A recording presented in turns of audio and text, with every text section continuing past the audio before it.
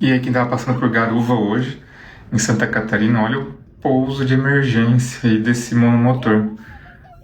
Graças a Deus ele tinha essa pista aí, e o pessoal que tá caminhão, etc, percebeu que ele tava tentando pousar, mas ó, pouso excelente. Pista dupla também ajudou bastante, né? Mas olha só. E o caminhão também foi protegendo ele, deu a entender que tava protegendo o pouso aí, hein?